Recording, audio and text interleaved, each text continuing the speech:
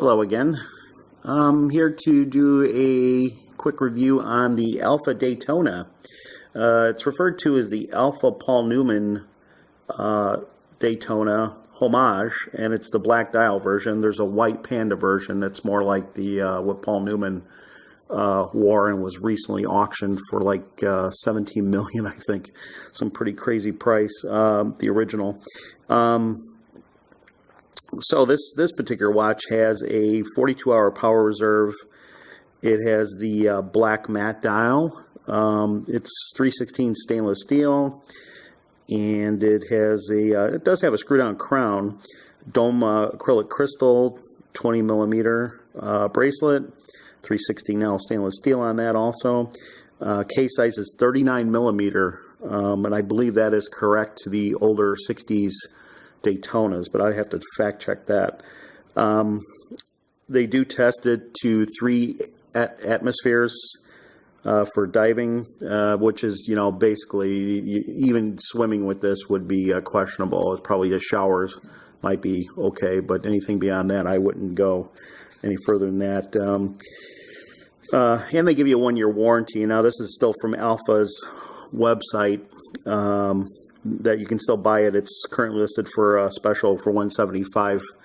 I bought it like 7 years ago, or 6 or 7 years ago, and I paid $128 for it. So it's gone up a little bit, but it's a pretty interesting and neat piece. If you're looking for a homage to a Daytona, you can see how much it's trying to mimic those 60s Daytonas of that era. Now, there's some issues that have occurred with it since I've had it. I barely use it. I barely wear it, but it looks like maybe the crown pusher on the top, it doesn't lock. It's like the threads are either stripped or something. So I might have to take this one off and replace it with the one from my other one that broke. The other one I had was the white version, the actual Paul Neuman Panda version of this. Crazy, I bought both of them at the same time, actually. And I can use some parts off of it, but the movement actually broke. The movement, it's got an exhibition case back. Let me open it. You can actually see this. The movement is a Chinese clone of the 175. And it's a nice piece, but on the other one that I had, you can see it pretty good there. It's got some blued screws. It's actually pretty well done.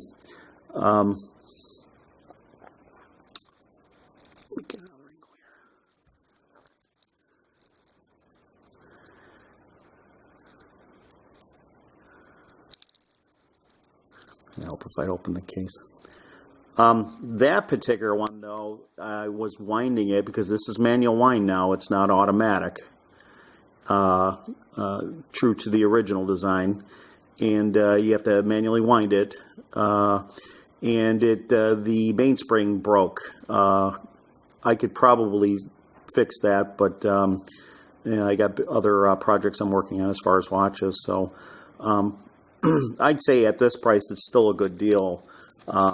It's got some questionable quality issues, but you know, it's for $175. I mean, you can't expect too much, I wouldn't think, for this type of watch. But and these crown pushers that they do strip, now it is actually sticking too, so there's something overall. I don't know if it's a spring, but you have to pull it out. But there's your chronograph function. The chronograph function works very well, obviously.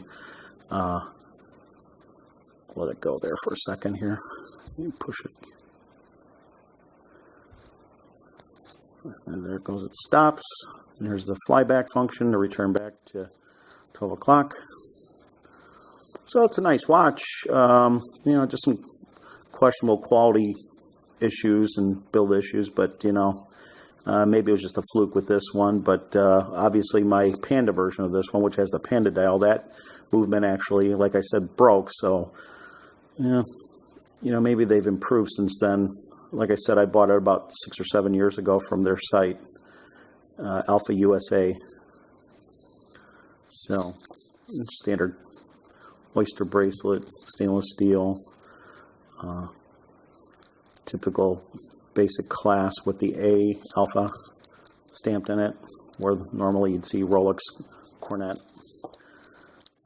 It is screw-down link, so you can adjust it fairly easy with a small screwdriver. If you do that, I do recommend putting some red Loctite on there, or at least at minimum blue, to be able to hold them on, because they will work themselves, back themselves out.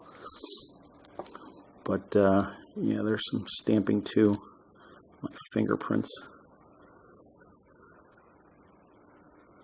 Otherwise, it's a nice watch, and for $175, if you can get it for that or a little bit less, I think it's a great. It's still a great deal.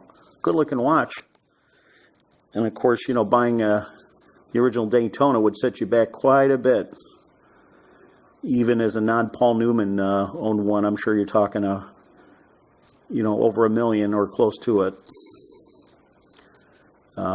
So yeah, just wanted to show you this watch, and if anybody's interested or has any questions, go ahead and post them in the comments. Finish of the case looks really good too. Do a pretty good job polishing it.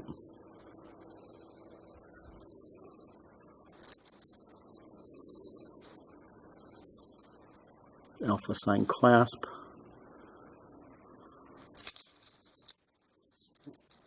So yeah, this one actually locks and screws. This one is, I believe, stripped. The threads are stripped. You keep screwing, but it is manual wind. The wind is actually pretty good, but I don't want to overdo it, because like the last one, it seems to not have a when you do automatics, either way, if they're an automatic with the rotor or manual wind, usually the mainspring has a tail end on it that slips. And I'm sure that one was either not lubricated correctly, or you know, the spring just dug into the side of the barrel wall, which caused it to grip and snap the spring. So I wouldn't get too crazy with over-winding it with this particular Chinese movement. Do the timing function once again. It does screw out.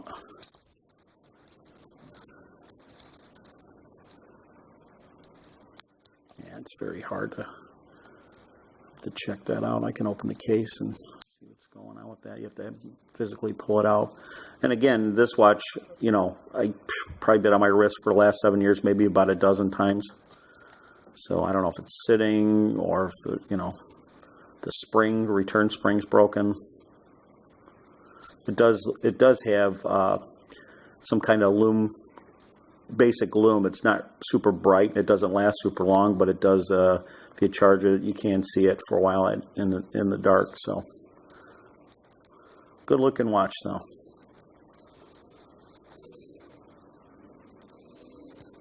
I gotta stop it. I'm gonna pull it out here, and the flyback, that works great. So yeah. Again, if you have any questions or comments, go ahead and do so in the appropriate section. Okay? Thanks.